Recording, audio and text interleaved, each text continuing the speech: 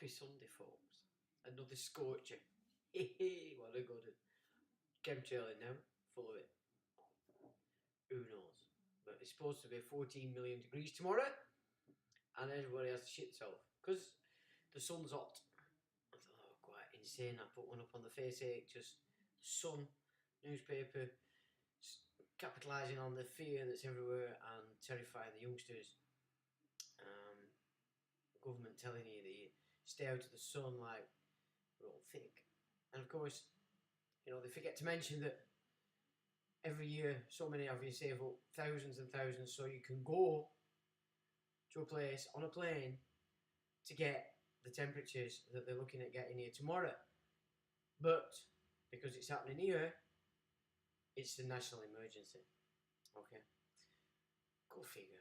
Innit? It's just demented. And I'm happy to say that I haven't really took any notice of politics this week, and I'm the better for it. So, howdy, Jeff, John, Mew, Cos, no sun up northeast, really?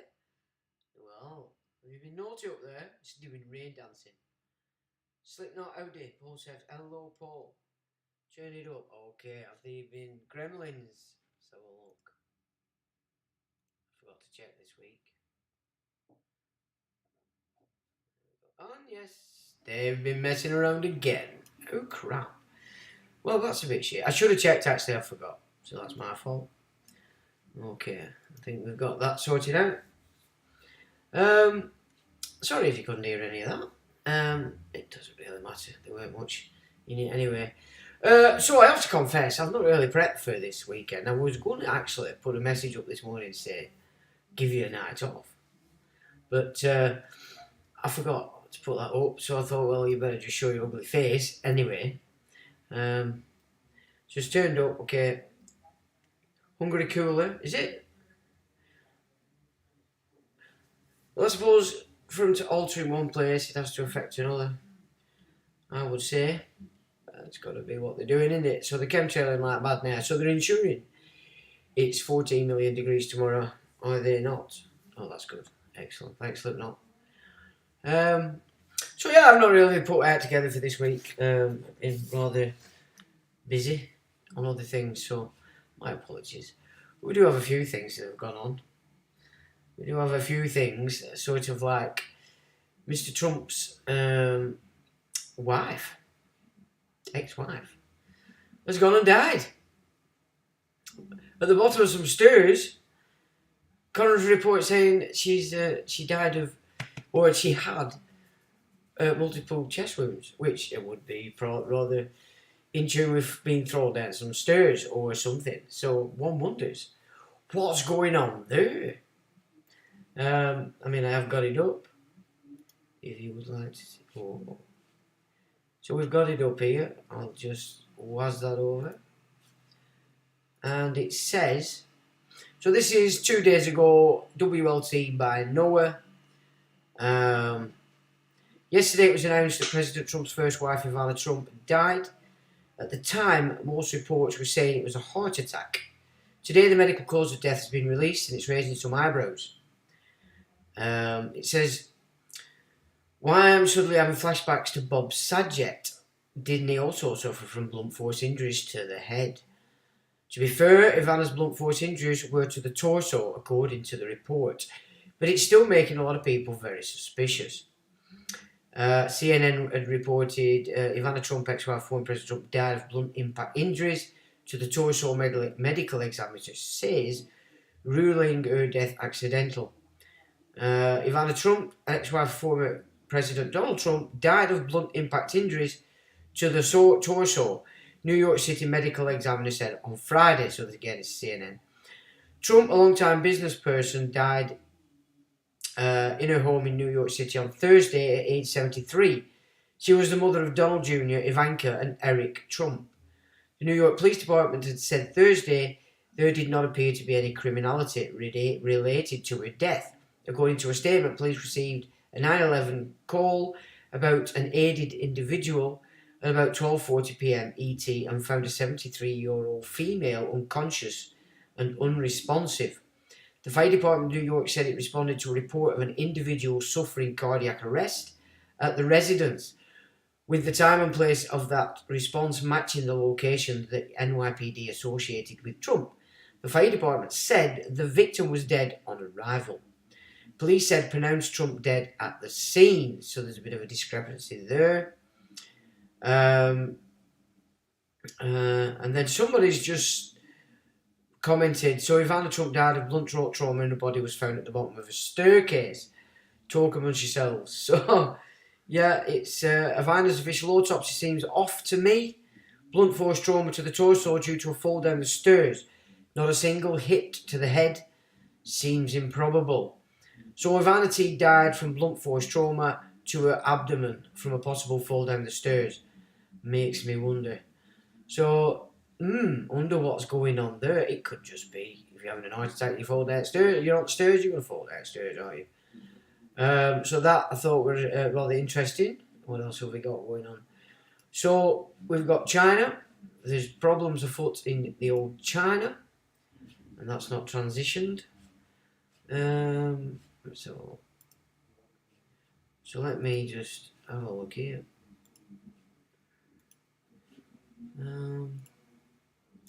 Oh, that's interesting. Seem to have a different format going on today. I did actually intend to revamp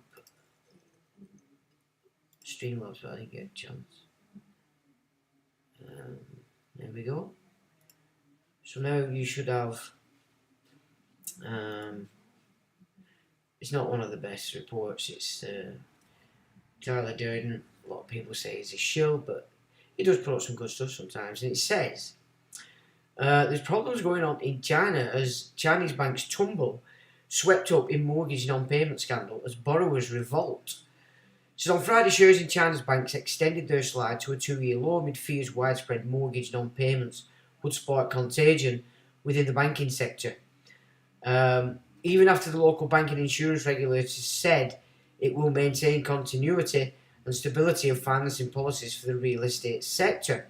China Central Television said on its WeChat page that the regulator will guide financial institutions to participate in risk disposals based on market conditions after researcher China Real Estate Information Corp reported that some home buyers had stopped mortgage payment on at least 100 projects and more than 50 cities as of Wednesday, spurring concerns that the quality of home loans is in rapid decline and could culminate in a 2007-like credit housing bubble blow-up. Still, as Bloomberg Markets Live reporter Yi Zi writes, the grassroots movement of Chinese home buyers boycotting mortgage payment isn't exactly akin to the US subprime crisis of 2008. That said, no matter what Beijing does to address this latest chapter in China's housing crisis drama, banks are likely to share the burden. In the wake of the surging number of home buyers who refuse to pay mortgages on construction projects that have stalled, China's banking regulators said Thursday that they are coordinating with other agencies to support local governments in working to ensure the delivery of housing units. Well, that's interesting. So they've stopped paying mortgages because the construction project that they're paying the mortgage on have stopped. Well, that makes sense, doesn't it? What a weird setup. So you set off with your mortgage before it all kicks off. That's a bit odd. Bloomberg reported that policymakers held emergency meetings with banks to discuss the issue amid concern that it may worsen. So China is having a lot of problems as well, which you don't necessarily get reported on the mainstream media. So China's having problems as well. I suppose the idea of getting into Taiwan might be sort of rising. Although Kissinger's recent speech, or rather interview, he suggests that they're not at that point yet, but they'll, once they realise that they're not going to get anywhere as a natural evolution as it relates to Taiwan, that's when he suggests they're going to consider and move to invade it. And that then would bring China and the United States in direct conflict, would it not? So that's one to keep your eyes on, but I think Kissinger says that's going to come later when this Ukraine nonsense, and quite possibly just after Iran and Israel kick it off. So the volumes are good. That's good. And Hungary's cooler than usual. Well, that's interesting. Because isn't Spain and Portugal, aren't they getting baked? 660 days from her death till Trump possible re-election. Really? That's interesting, if that's correct. Because there is a lot of 666 symbolism being whizzed about everywhere at the moment, as I've seen. Still in the field in Wales, just wanted to say hello and listen tomorrow back to the party. Good evening to you, Mew the Pit. Debbie, evening, Debbie. I fell down a full flight of stairs and stopped at the back door. I think we've all had them kind of do's, didn't you? And you can fall down some stairs without doing yourself any damage. Depends if you relax, if you're rigid, you'd have a chance of doing some damage. Evening, Debbie. Evergrande. Knock on from Evergrande. What do you mean? What's that mean? Anyway, so I don't know how your week's been. I hope it's been good. The nonsense is continuing here. It's looking like there's going to be 2 up, like I said, which will be Truss and Sunak. So, and then, you know, they're talking up the book. The WHO have announced to the world that they must now begin to wear the old nappies on the gob. I mean, you know, they are moving it. Aren't they going to try it on, aren't they, these dipsticks? And I've noticed the fruit bats out and about, not a lot, but I saw somebody in a car on their own, obviously got one on. But then you have to consider if people are losing their relatives and such, for that immediate, they're going to be rather and they're going to crack on, aren't they, you know. China. Well, there's a lot of stuff going on in China. They're certainly not getting things, it's not going spiffing, is it? And I mean, of course, you know, for a lot of histories riddled anyway, war being a saviour for political turmoil and financial turmoil, especially when they've already overturned your original nation system, that after them crises, whatever they may be, generally war, it just automatically becomes installed as the new, as it always was. And yeah, you can see that pattern every time. And I've just been reappraising myself with the Royal Society. Because, of course, this pseudo-science we're all operating on now stems from the Royal Society. And you get into that and you start to see the picture again in relation to what were actually going on during the reign of Henry VIII, or the Tudors. Because Henry VII were quite a frugal king. He amassed quite a lot of wealth. His eldest son, Arthur, because he was big onto the Arthurian legend, was Henry VII. And obviously his eldest son Arthur was the guy that had been trained up to be king. Henry should never have been king. But I think when you look at, so we've explored and I've presented what I've found, which is there's a difference between the Vatican or the Vatican Rome and system and the Holy Roman Empire, which is the Holy See, the Venetian aspect to it. You can see what they were up to, because everything were aiming to getting to a point of civil war. They had to do that in order that they could legalise Judaism in the nation.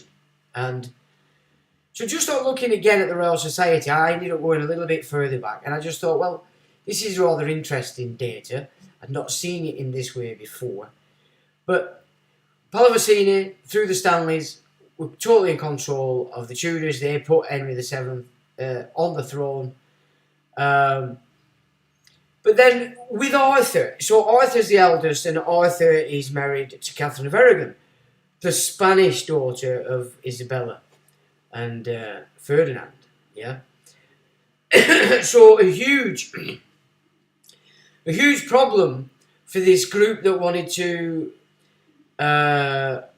legalise Judaism in England, because the next incumbent was Arthur, beloved of the people, because Arthur it's a Brittonic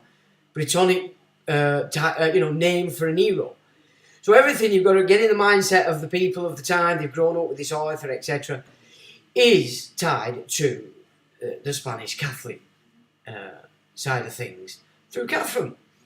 So what do you do there, Kill Catherine and you run the risk of a major war with Spain, and well, the entire Catholic Europe.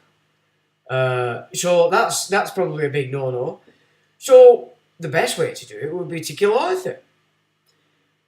Put somebody who's just really not competent to be a king on the throne, and then rattle his little fairy tales about the fact that it was his brother's wife, even though the marriage hadn't been consummated, would be a problem if you massaged that muscle in Henry. And of course, Catherine didn't produce a male; he were after a male. But to be honest, the more you look at Henry VIII, he was just a dog with two dicks, weren't he? To be honest, and anything that looked fancy and lovely, walking past him, he wanted to jump on it. The fact he was king pretty much meant he could do what he wanted. So, what a character to get on there. Definitely moldable into this agenda by the other side, because of course at these times, or just in the future, you've got the rise of Sabotage Evi, Let's Do Sin to bring in the Messiah. You've got all that about to come into force. You've got James, so you've got Elizabeth. Now Elizabeth, daughter of Henry and Anne Boleyn, and you've got the opposite, the daughter of Henry and Catherine, which of course was Mary Queen of Scots. When you actually study her history, poor girl, she did quite well in essence with what were against her, etc., etc. But obviously went a bit crazy towards the end. But Elizabeth became a monarch, and I think she was a good monarch for England. She held England in high regard. But of course, you've got this creeping in of these magi. You've got John Dee, you've got Sir Francis Bacon, you've got Sir Walter Raleigh. All these Venetian-tied aristocrats who, in reality, are pushing for this shift on England in order that they can work on what's been created through the Protestant Reformation in order to push it further than it should have gone, and that its foundation became the Old Testament as opposed to the Gospels. I think our technology that we have today had been, and maybe even the Industrial Revolution, because that hadn't arrived at this point, but let's just say that the Industrial Revolution and then the technology that we're in today had been created and formulated under the Gospel law rather than the Old Testament law. It might not be so damning. It might not have been captured by the military-industrial complex. It could have gone a completely different way if it was a natural progression for mankind to sort of raise itself up through this technology, as it were. But then, of course, the elites have always had this technology. They just filter it out as and when they see fit. But it could have been quite different if it had had a different moral structure in its how it was used, formulated, etc. Instead of it all being set up for war, it could have been set up to just benefit people. So that could have been an interesting one.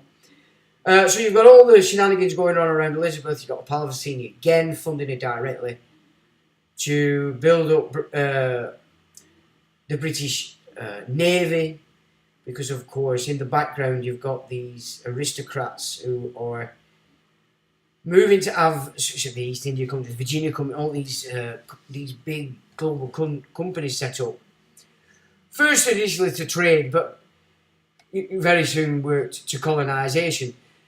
Not necessarily the colonisation where they were going in and murdering for, which, if you actually look at the history of the Americas, North America and Canada, the picture that people get have been given through the New Age movements is just so off the wall. It's garbage. I mean, one of the first actual physical moving working democracies wasn't from Europe. It was a Native American tribal group of nations. Was it 5 or 7 nations? Hiawatha's kicked it off. You know, the Huron and the Mohican, but the Mohican got annihilated by the Mohawks, and all these Mohawks and these Iroquois. They were more in tune with the Dutch East India. They got a lot of their arms from the Dutch. Then they sided with the English against the French, who were burgeoning up in Canada. But basically, this idea of democracy had already been, the first version that we know about, really, is the Native American tribes of New York area and all that area. They already had it together. But the English weren't actually in there attacking any of the native tribes. They worked with them in most cases, and they had agreements between the crown and this 5 nation group, 7, I think that, I can't remember how many it were. They had agreements. It weren't authority, colonial authority. They were, we'll stick to this. We'll not do anything outside our boundaries that, you know, is on your land, and vice versa. And all that seemed to work, which is why they actually sided with the English. But of course, as the war with France went on, so many of the, what you class as the Americans, the white Americans that were burgeoning and starting up there, were English. The majority of those that started off what we called Americans were the English people there that had said, like, screw you lot, you know, the motherland, we're sick to teeth here.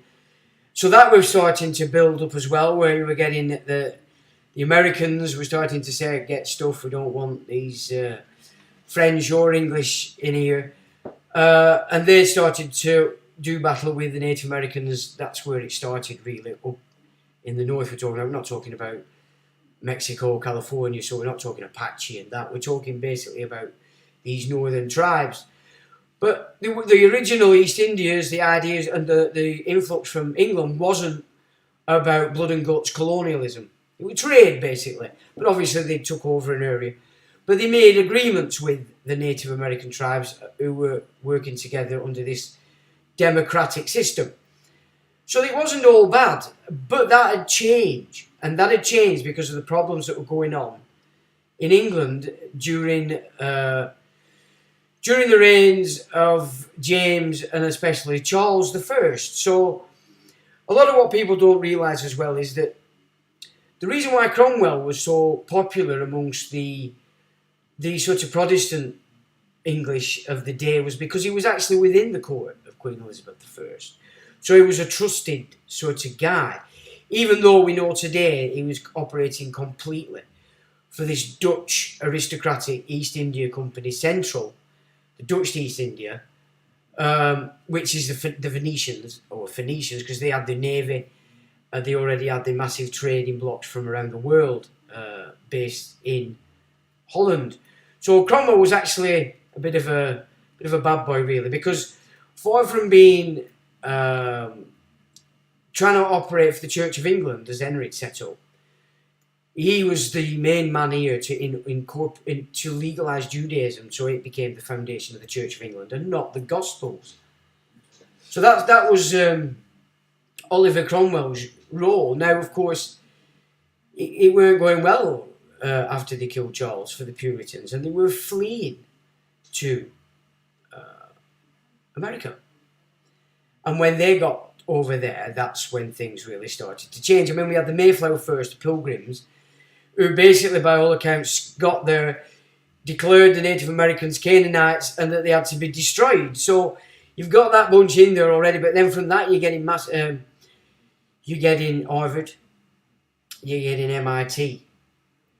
So they've kicked off this legalization of the Old Testament over and above the Gospels out of England and into what the English had created since, through the 1600s and through the 1500s. So straight away then there's this influx of this Puritan, angry, pissed off, just been warring all over, showing England, who fled over there and then started to, it buffered what they'd set up with the Mayflower, and pretty soon this aristocratic group had basically got their claws into the New World, and this is when the problems really began in America. So it, as much as the French and the English caused problems because they were battling each other over there, the problems for the Native Americans didn't begin until the Puritans arrived. Now, obviously, Charles I is killed, so they've accomplished what they wanted to accomplish, and they put in the puppet king, King Charles II. And he charters the Royal Society, but the Royal Society was actually formed from two groups formed around John Dee, people like Robert Boyle, Christopher Wren, and this was the Invisible College and Gresham College. They basically amalgamated to become what was the Royal Society. And the Royal Society is this aristocratic Old Testament shift, yeah, from out of the Holy See, the Venetians, on the back of, and this is Protestantism, of course, because they've taken them beyond, one step beyond Protestantism and off the Gospel and into the Old Testament. So that's achieved. Charles II's in. Bank of England's the next. Yeah. Then we're heading into the 1700s. And so where are we now? Let me have a look.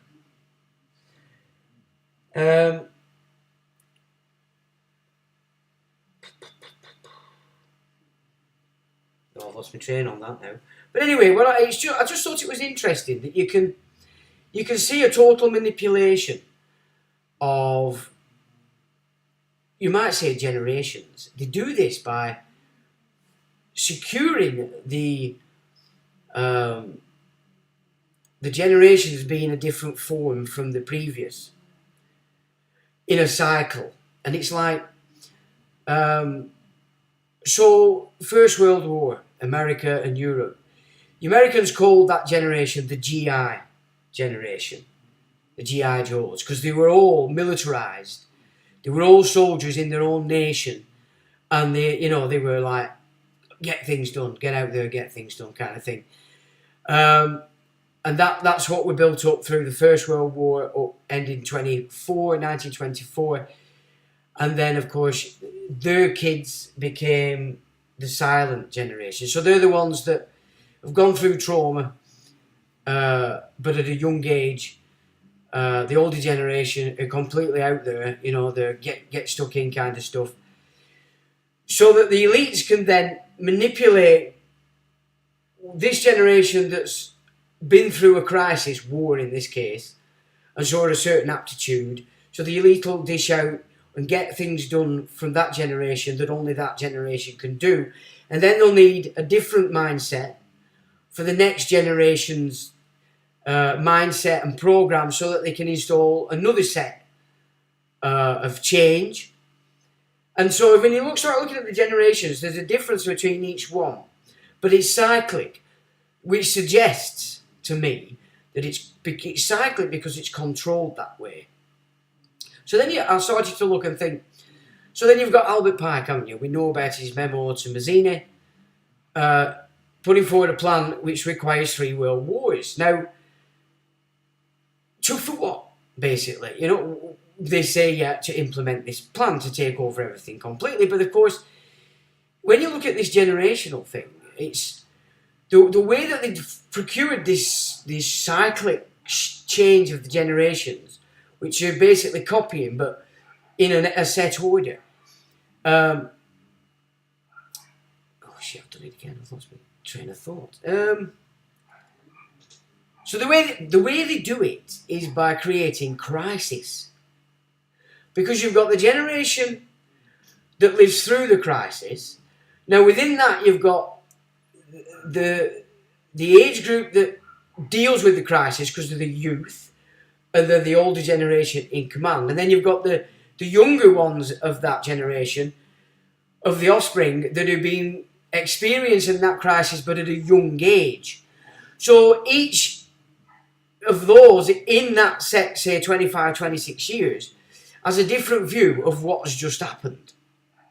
Now that's important because that's manipulatable by these elites. And it's, so when you then, again, it's coming on back of this, just absorbing this phoenix cycle. Because as I suggested last week, the elites are basically operating in their entirety to a 138 year cycle.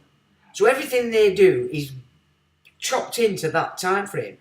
So this idea that they're formulating the generations in order that they can implement everything that needs to be implemented. So you've got crisis, you've got aftermath, you've got the rebuilding. Then you've got another crisis, the aftermath, the rebuilding. So you've got the generation one that gets through the crisis. The G.I. Joes did all the thing. The baby boomers are the offspring. They're then the capitalising, aren't they, on the changes that are going to come forth after that crisis. Which is why they're all me. And why my generation, Generation X, pretty much dragged ourselves up because mum and dad were finding themselves. They were too involved in their own shit and worlds to really give much of a toss about Generation X. So we dragged ourselves up. We solved our own problems. We didn't want to get groupie. We were individuals. We were all so all that stuff that started to die through our generation. We just wanted to get on with it. We don't want to be taxed. We don't want to be regulated. So we're not joining your club. So in essence, we're the antithesis of the secret society agenda that took off from the 1700s, but especially through the war years by those generations up to the baby boomers. Were, without recognising if they actually take stock of their life, is based entirely on deception and lies. All of it. It's the entire ethos of those guys was secrecy, lies, deception. So, yeah, it is divide and conquer generational. So you've got the G.I. Joes, then you've got what they call the silent generation. So they class as a bit of a silent generation because they don't rock any boats, because they're capitalising, aren't they? You call them the profit architects of this new that they're installing after the crisis. So then you go back to the 3 World War strategy and you'll be looking, you can think to yourself, well, so they'd planned this 3 World War crisis situation leading to this global social catastrophe that they speak about as well. Yeah? And obviously, you're looking at wars, it's usually 80 to 90 years in between. It wasn't obviously the first or second, wasn't. But previous to that and after that, that's generally the time scale that they use. So they've got, so you've got your G.I. Joes deal with the crisis, the hero generation. Then you get the architect or the profit architects. That's the baby boomers. If we're talking about Second World War, they become very self-absorbed because they're finding themselves. It's all about them. Now we're not judging here. What I'm saying is this is how they do it. And, if you sit back and actually look at yourself this way, you can see that. And I've done all this to myself, examined my generation, me, what I did, what I didn't do. And like I said to you, it got that ridiculous. I just laugh at myself now if I have them moments. Which is rare now. I've pretty much covered my entire life so far and at least analysed everything that I've experienced and done sort of thing. So... But if you do get them odd ones where you remember something, I just laugh at myself because at the end of the day, it doesn't matter. There's no point getting cross at yourself, is there? So you've got these baby boomers that are just lapping it up, sucking it up, keeping quiet, groupie, they're protecting all these massive institutions, good or bad, because they're not questioning it. Because in the sense that they're a silent generation as well, in that they don't rock the boat. They're not silent in expressing themselves. Of course, we've got some great music, culture, etc. We've got a lot of negative stuff as well, but that it's by the by. And then, of course, their offspring, you could class them as nomads. These people are just all on their own. We do it our way.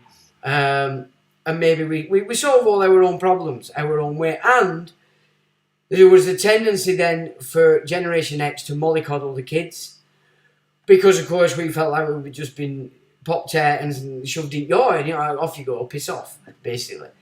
I mean, I know it's extreme talk, but this is basically that if you're comparing how the Gen X mollycoddled their kids in comparison to how the baby boomers did it, it's a massive difference, you know what I'm saying? And that's a consequence of the baby boomer pretty much neglecting their own kids, to be honest, because that stuff, and darts, dominoes, and the dance, that were all way more important. The hairstyle, way more important for our parents than what our kids up to, you know what I'm saying? To be honest, we loved it because we just got on with it, we weren't like we felt damaged by it. So I'm not saying we all felt like we were damaged. That's all we knew. We didn't know anything else. And looking back, we pretty much had free rein to go and do what we wanted. And we did. And great fun we had too. But then there's another side to this generational thing as well, is that the baby boomers set off freedom, blah, blah, blah, fuck off, get out of our hair. But then as they get older and they've recognised that philosophy was garbage, they tend to become very moralistic, domineering. So this is why they're back in this nonsense that we've seen in the last couple of years with this shift in violence from the boys in blue, who are running around at the moment complaining about antisocial behaviour and how they need to crack down on it. So I did put a little piece on the Police and Crime Commissioner's Facebook post today, just suggesting that, having looked back at the last couple of years' videos, it would appear that those that were antisocial were wearing uniforms. And I've asked him if he wants to show me that I'm incorrect. Now, of course, this is not going to happen. Well, it might do. You never know. I very much doubt it. But, yeah, I mean, the irony of this stuff. But the baby boomer now is become moralistic and, with the boss, he's going with this stuff. So that's the downside to this reversal that they tend to do. Baby boomers now, again, we were very, we looked after our children to a point. A lot more than what our parents did. So I balanced that out basically by protecting them from all the potential out there stuff, but balancing that out by saying, get out and play and learn all about where you live and what it's all about, and don't get caught. And that's what I did. So that's sort of balanced it out in a sense. You're there to protect them from certain things, but let them get on and learn in the other. And it seems to work really. They're quite well rounded.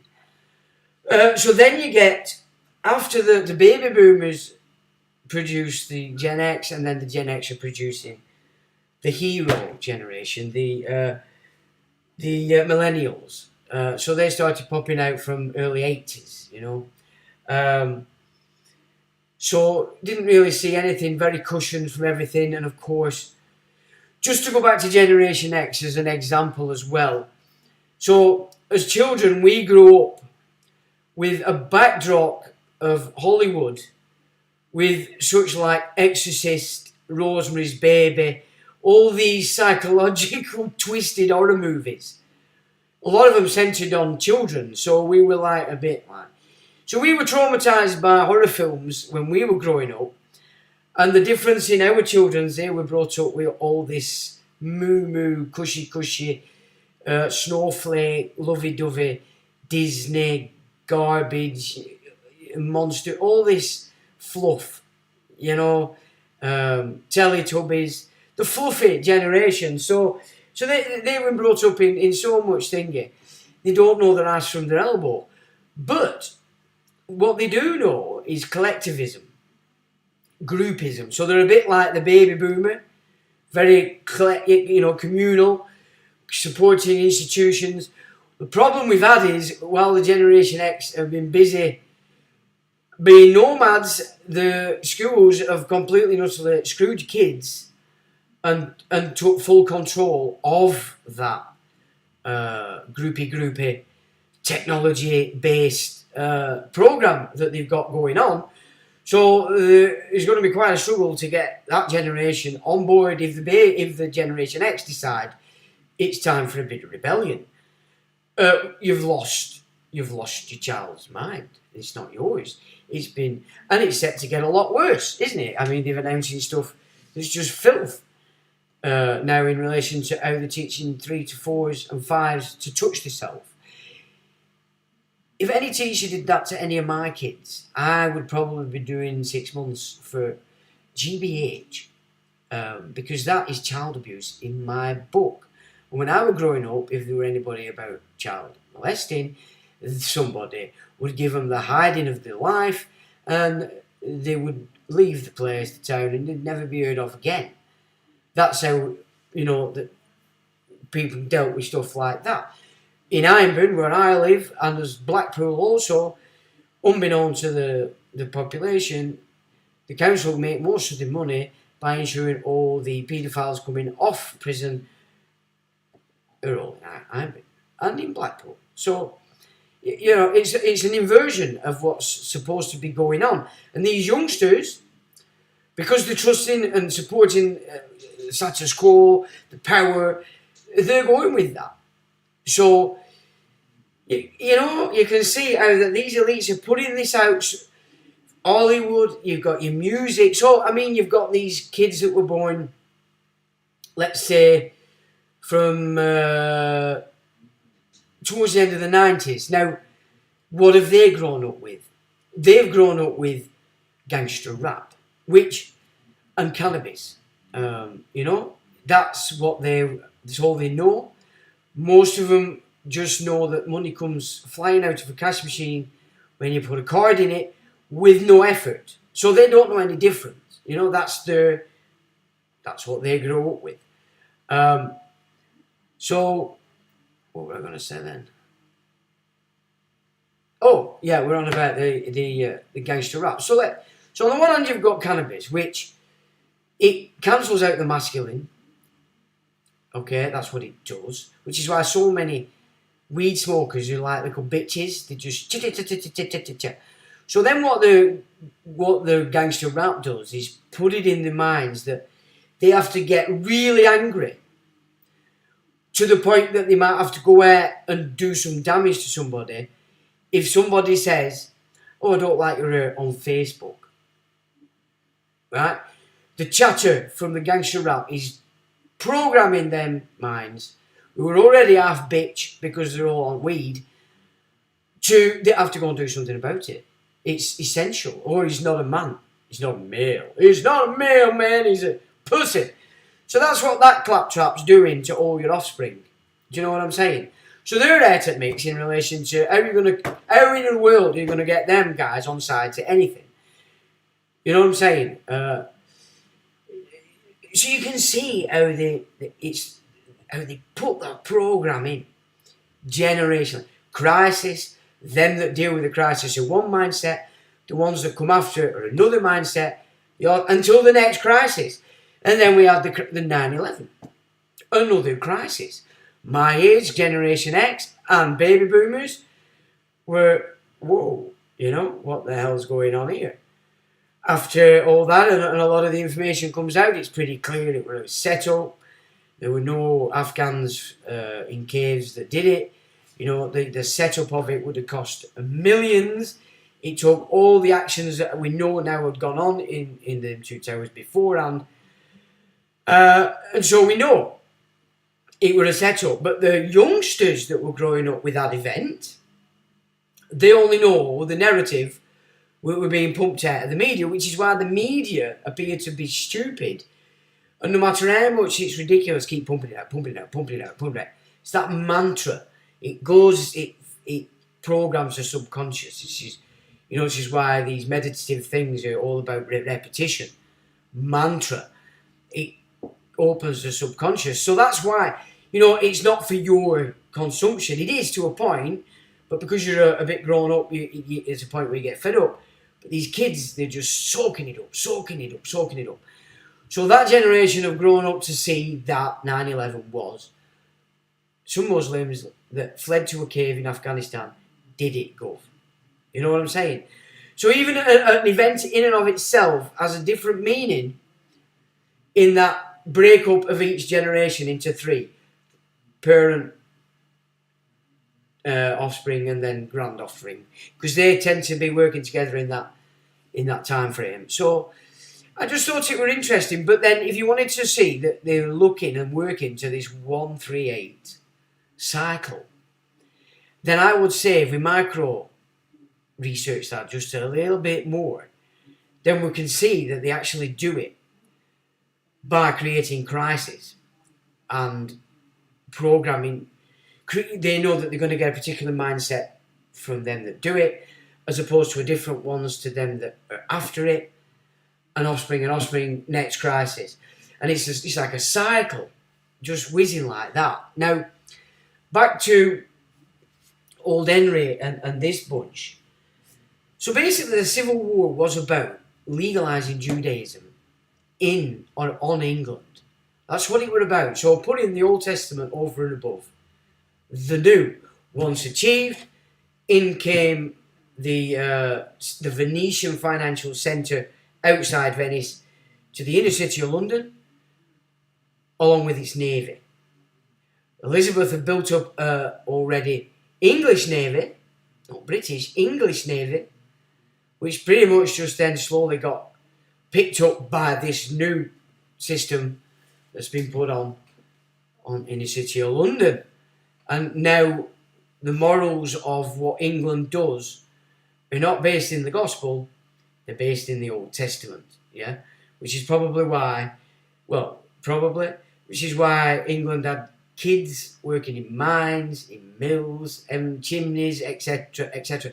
Wouldn't have happened, would it, if there hadn't been a shift off the gospel to the the Old Testament law. Yet Methodism, a key program in shifting old school Christianity into this, let's go and work in the mines, the mills, and everything else for Jesus. That was the shift that Methodism did in England to Christianity a long, long time ago.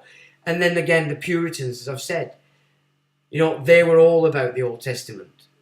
So it was a bit of a misnomer, whereas Protestants here put their back in behind Cromwell because they believed he were a Protestant, when really what he were an agent in order to shift us off the gospel. And of course that then spread in America, did it not?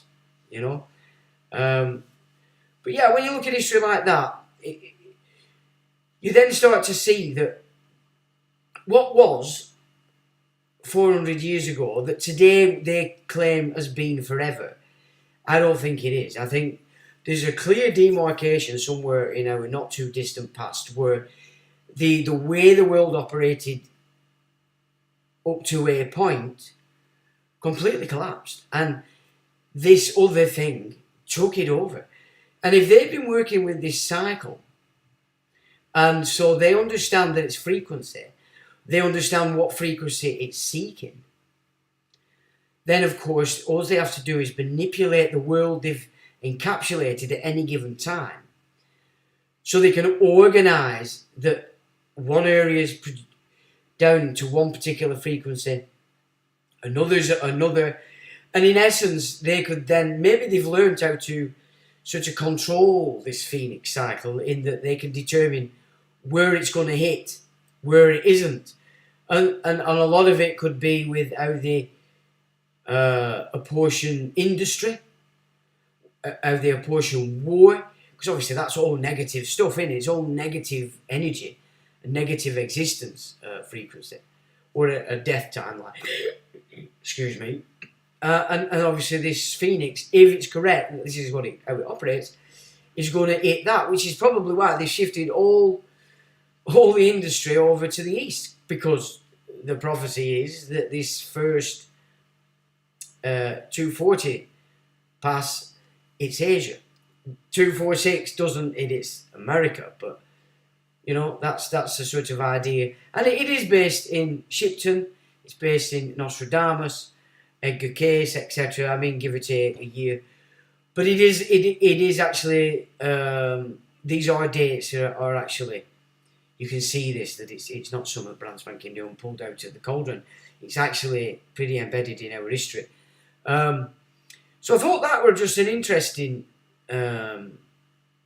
insight again. And I was just looking at this Royal Society. Because, of course, the Royal Society... So, basically, what we're looking at here is early in the 1630s, you got Galileo. Okay, so the Rosicrucians have just been formed. Right? They've been formed, and all of a sudden we get Galileo. Now, what did he do? He brought about this heliocentric model of how the Earth operates in relation to the planets and the Sun. Okay? Everything's gone round, and the planets intermingle. Now, they do, because we know that the astrology work is real. You won't if you just read the papers, but if you actually study the science of it, you can't actually deny its reality. As science actually getting an insight into a mechanic of how this place operates in some way. So the heliocentric, so moving off the flat Earth model, which it had been up until then. Previously, as I said, I'd found that the Phoenicians were using it to terrify Roman people, and I think the Hittites to not to try and build a naval empire, just keep the empires on land. But again, we can see it again with Galileo. So they're moving in a new science, okay? Totally contrary to everything that has been. And mathematics is a big part of this new pseudo-science. So you moves on to gravity instead of ether. So it's shifting off what was into this twisted ideology. Royal Society, which is Invisible College and Gresham College. Now, then you start to look, you're dealing with East India, you're dealing with this Venetian empire. And of course, they set up MI6. And MI6 is there to ensure that this new science is what's being shoved into everything. Schools, into society. So one of the ways they did this is, so and you're dealing with aristocrats here, remember, okay? This is this Prussian aristocratic grouping that's took over Blighty. It's well on its way by the end of the 1700s. And they would go into the taverns, get this tavern stories, go back, rehash them to institute what it were that they wanted to change, and then they go back in and they become the new tavern. Jolly singing, jolly stories, etc., etc. So they were making a major, massive play to install this off the gospel into the Old Testament as law. That way then the Industrial Revolution could go ahead unhindered. The wars that they were setting up, etc., could go on unhindered. And this colonisation of what the trading routes had set up under the earlier East Indians could become bloodbath invasions, you know what I'm saying, of other land masses. So there were a lot of work, and the Royal Society was a big part of that. You've also got Freemasonry, which, if you look at it properly, what we see as Freemasonry is based entirely on what was the guilds on England. Yeah, it was all based in guilds, liveries, etc., for different trades, etc. And specifically the builders were pretty much picked up by this aristocratic occult grouping, and they put on top all these other degrees, which are there in order to install this shift again off the gospel onto the Old Testament, because of course they've already legalized Judaism through Cromwell. So this is now where you're getting MIT, you're getting Harvard, because this group's representation in America. You've got it's all over the world. A lot of not so much but Newton, they were taking a lot of their stuff were coming out of India, you know what I mean? Calculus or calculations and such like. Old Calcutta, you're looking at a lot of the old Vedic math and science is basically what they were installing in England to get this new science going. So it was a complete shift on how everything used to be. Then you get your philosophers from on that come out pushing it. So it was a long-winded game to actually pull Europe, because you've got Napoleon going around, he kicked out that old monarchies over. So once they'd set it up here, got Victoria in, it was just a case of annihilating all the other monarchies and getting this new Jerusalem, off Gospel on Old Testament, built on England, transported to America.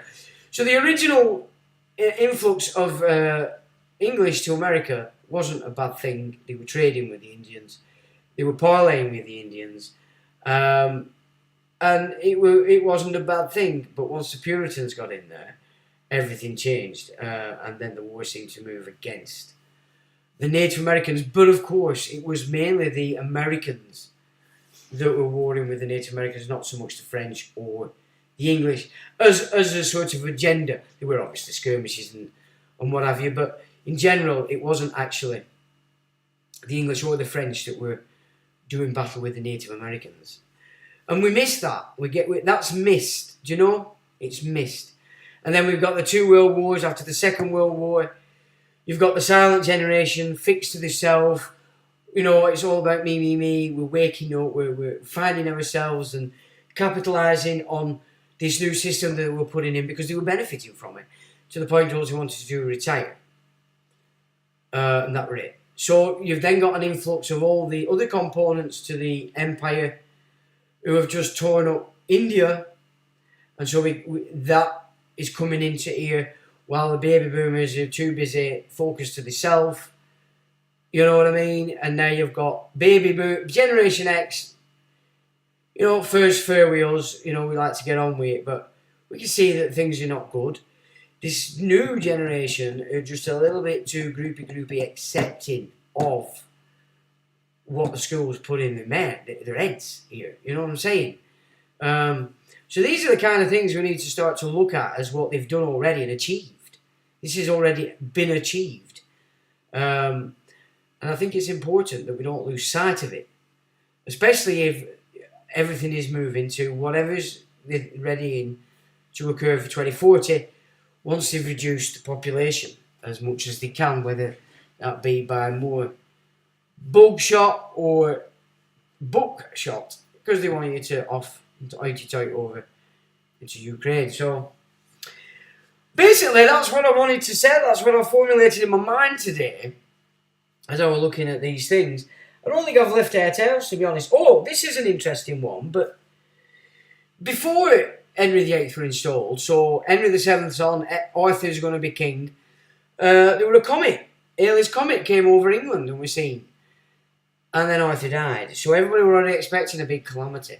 So you can see that they work with this knowledge. This is the knowledge that the priesthood holds, and why they can control everything so well without folk being any the wiser, because the only ones that are brought into the knowledge are the people that go to the heights of the degrees in the secret societies. So there were Halley's Comet was seen just as this Henry VIII thing because what I'm starting to think is, like, you look at Justinian. Justinian, in historical terms, completely changed Rome. Now, are we looking at these here, like Alexander the Great, all these great heroic people that tend to change or capitalise on change? Are these people, are we looking at folk that were put to the top of the tree to move in these resets after these cataclysmic cycles that they do appear to be working to? Do you know what I mean? I think that's quite interesting that we look at that.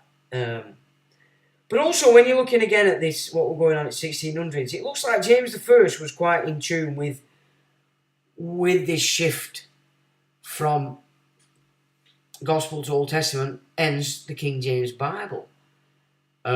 which completely reorganised what was before.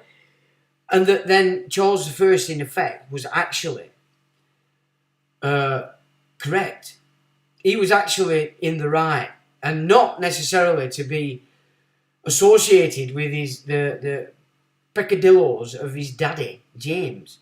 You know what I'm saying? They might have been completely different animals. But, you know, you look at Charles, it's difficult, really, to get into the nitty-gritty of it, but he was fighting the barons who were getting way over zealous on nicking land, fencing it, and kicking people off, and this kind of stuff, enclosure. We were fighting that kind of stuff. And these barons by this time were these aristocrats, these Baroque Venetian aristocrats that were being forced onto England during the 1500s under Henry and the aftermath of Henry, through Elizabeth I. You see, because you've got to remember there were always this war with Spain, so anybody that your enemies, my enemy, your enemy's enemies are my friends kind of thing, is always going to operate, isn't it? You know what I'm saying? So Elizabeth is going to let anybody in that would appear to be operating for the Spanish against the Spanish, and this is how they did it. So that they got to a point where the aristocrats were pretty much this Prussian ideology on the back of the Venetian centre in Holland. So I just thought it were interesting because it took me on a bit of a journey, just spacing away. It's just like I said, this Phoenix thing. Whenever I apply now, you can see that they are working to a fixed time that's not centuries upon centuries. The overall agenda is. The great work is. But of course, they have to map it out in sections. But you can see now, if they're breaking up crisis, they've got two generations to totally control, and then the next one, another crisis, starts again. You know what I'm saying? So with the GI Joes, you're not going to get much changes going on in your country because there's fixed soldiers and they're going to stick to the guns. That's why nationalism in America was so massive. Same here. You know, my grandparents, their generation, were so nationalistic, it were unbelievable. But it were believable because of their experience, you know. And the Americans were all the same. You know, we used to laugh over here about just how full of themselves Americans were, but that's what keeps the nation together. Completely undone by the baby boomers. Yeah. Not really wanting to be put back together by Generation X because they were too busy being nomads and just sorting their own shit out and not wanting to join all these institutions because it means more regulations and somebody else telling you what to do. Which is why they installed punk in our generation. You know what I'm saying? They're like, oh, no, that's where we are. Fuck the system. Anarchy. And that got embedded in Generation X. Did it not? You know? So you can see how they so play everybody within this 138 cycle. When you give a little bit of a look at how the generations are controlled. And I thought that were exceptionally interesting. Have I missed anything else off this little tete-a-tete? Some other interesting data I picked up, and that is, so at the moment the stock market and everybody's shitting themselves, which means they're very manipulatable in the sense that the big boys can stop you investing in things that would keep the system in good order, shifting into this new shit that's all wrapped around this metaverse stuff. But there's one thing you need to keep in mind here, while you're all crying your eyes out, that in 1936, the stock market crashed 55% down. 55%.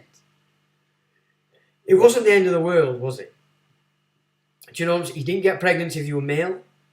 Well, I know there's a lot trying to say that they do it, but if you were male, you didn't get pregnant, and if you were female, they didn't send you on frontline combat. You know what I'm saying? So it wasn't really a bad deal. But in 1936, the stock market lost 55% of its value. So they're just cycles, these. But in this time, because they've got people on fear, they can determine what stocks they want you to come out of, because that could actually perhaps support to work against what they're doing, so that you're only left with a paradigm in which they're still controlling, but it's enlivening the new system. Do you know what I mean? And so that you can see that going on as well. So then you can see a lot of these shills out there who are very cleverly extreme. I mean, if you're not academically aware, you wouldn't see the twists, but they're so clever because they're jumping on these subject matter, but still twisting it about and saying everybody should go with the millennials. They know what the crack is. They're the groupie group. They're technology savvy. In normal circumstances, if you had control of your offspring, your baby boomers, I'd go with that. But you don't. What the schools have programmed into your offspring is what has control of them. So if you fall for that from an academic perspective and put your back in behind the millennials, what you're doing is putting your back in direct to the people that are causing all this garbage. That's where we're at now. It's where we're at. You know what I'm saying? So I put an interesting one up on Face 8 today, which I wasn't aware of this. But The Rock, the big actor, big massive stuff guy. There's a piece on the Face 8 that suggests he's not what he seems. I'll say no more about it. But I was quite shocked, to be honest. But there's 3 videos on there that are rather interesting, but not in a good way. So if you love The Rock, you might want to have a look at that, because this is how you'll start to see that these people that you all adore, you hold in high regard as celebrities, as actors, film great, they are not what you think they are. And all they're doing is pushing an agenda. And when that click comes, they'll shift to whatever they're told to shift to. And you really need to start looking at these people. Because if that's correct, well, it's correct is what the 3 videos are showing. That's a fact. If the context is correct, as these guys are putting, that is a good one for people to start to go, whoa, wait a minute. Because again, what they're pushing all these celebrities through Epstein, Harvard, MIT, because the Epstein network was the only show on the table funding Harvard and MIT scientists to do science that Epstein crew wanted them to do, so they get the results that they wanted, and then they could blackmail people in power to go with this new science that's entirely based on mathematics, not physical, the scientific method. Because that's what this new science is. It's not gone through the scientific method. What it has done is been put up by an academic and then been peer reviewed. And the peer review was set up again with this new science back with the Royal Society, in order they could control the narrative around this science. If it's not peer reviewed, it's not included. So peer review is a complete and utter fraud. In fact, it's the weapon that keeps you from, or anybody else, from actually writing contrary to this pseudo-science that they've been pushing in which has given this ability to shift us off Gospels and onto Old Testament. And that is pretty much what they've done. Is there anything else?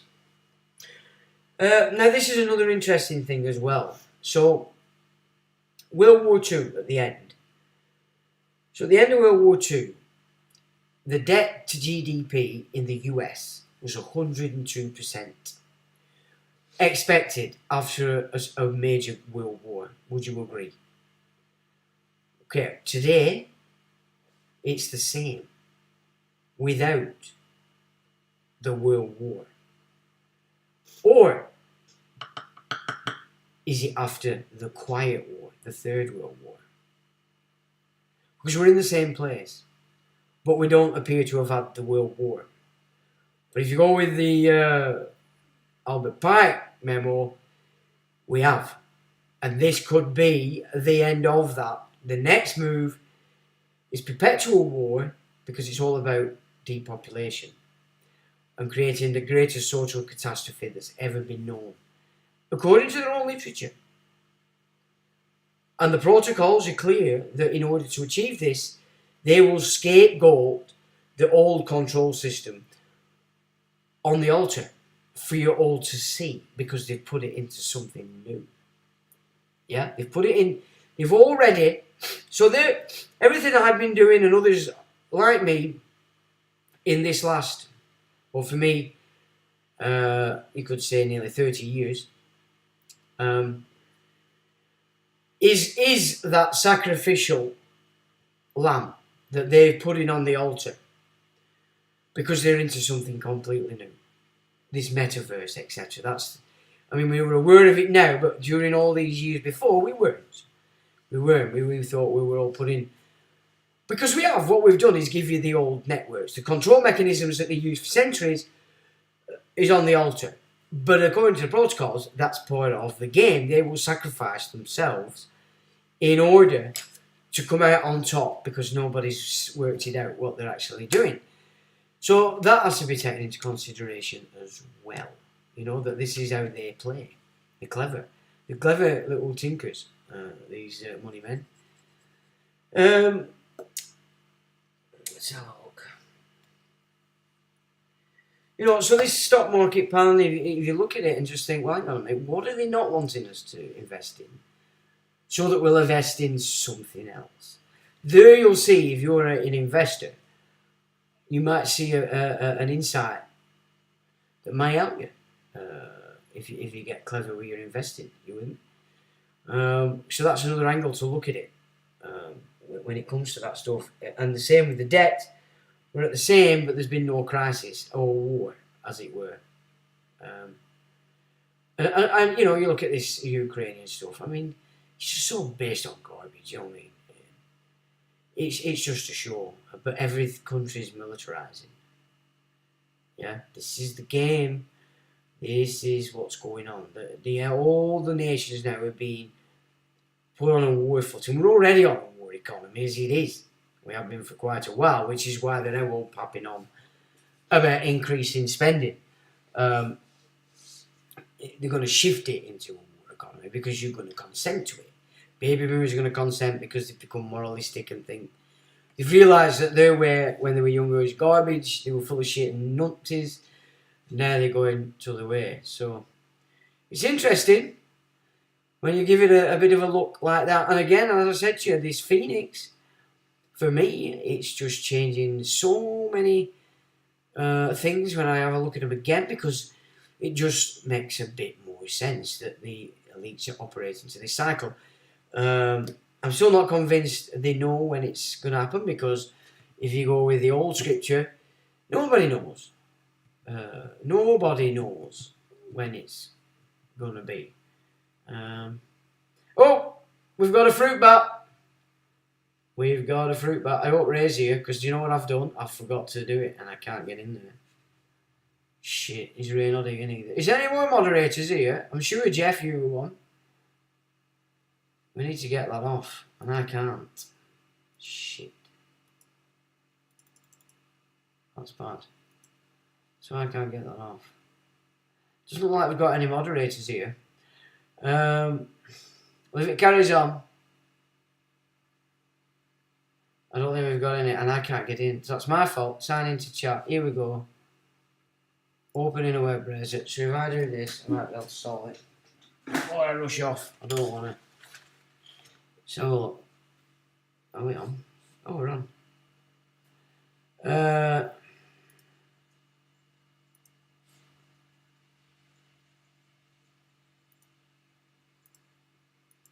No, I can't get in. Why is it not letting me? Oh dear. Unfortunately, I can't get in. So it said sign in, so I'm supposed to be signing in. Participants. Right, let's get this one off.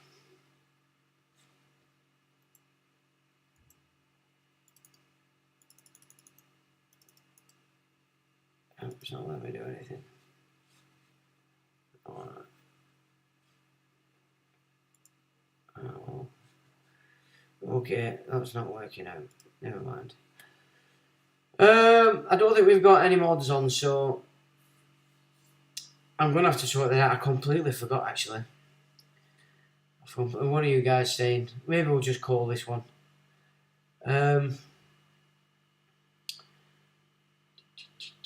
Isabella, come on. Well, the subject matter is just off the cuff, to be fair, because I have to be honest, I didn't really prep.